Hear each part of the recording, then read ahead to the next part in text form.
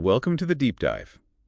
Today, we're looking at something really fundamental, I think. Understanding how workplace accidents happen, so we can actually prevent them.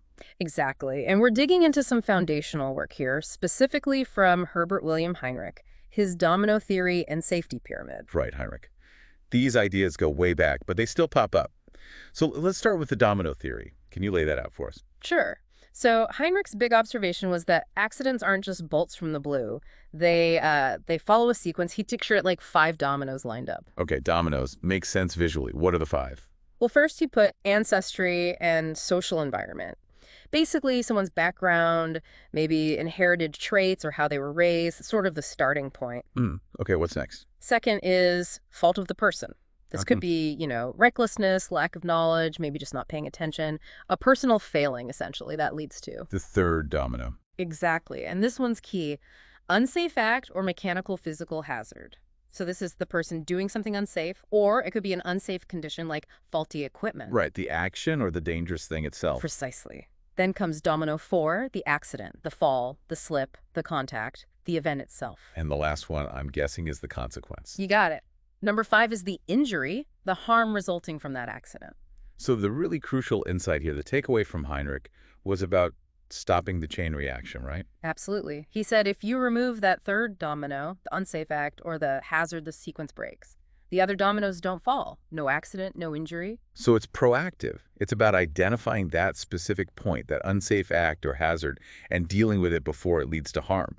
Even if we see things more complexly now, that core idea was huge. It really was a fundamental shift towards prevention, identifying those precursors. Okay, that's the domino theory. What about his other big idea, the safety pyramid? Right, the safety pyramid. This one illustrates the relationship between the severity and frequency of incidents. Imagine a pyramid. Okay. At the very wide base, you have lots and lots of near misses or close calls incidents where something went wrong, but luckily, no one got hurt. Like dropping a heavy tool, but it misses your foot. Exactly like that.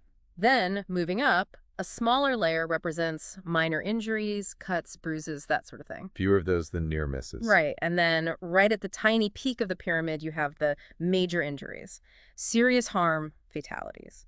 And Heinrich put numbers to this, didn't he? They did. Based on his research at the time, he proposed a ratio, something like for every 1 major injury at the top, Yeah, there were about 29 minor injuries, and importantly, around 300 near misses at the bottom. 300. So those near misses, the things people might just brush off, are actually incredibly significant.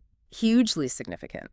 The pyramid tells us that these less severe events are precursors, they're warnings. If you have a lot of near misses happening, it suggests the underlying conditions are ripe for a more serious event eventually.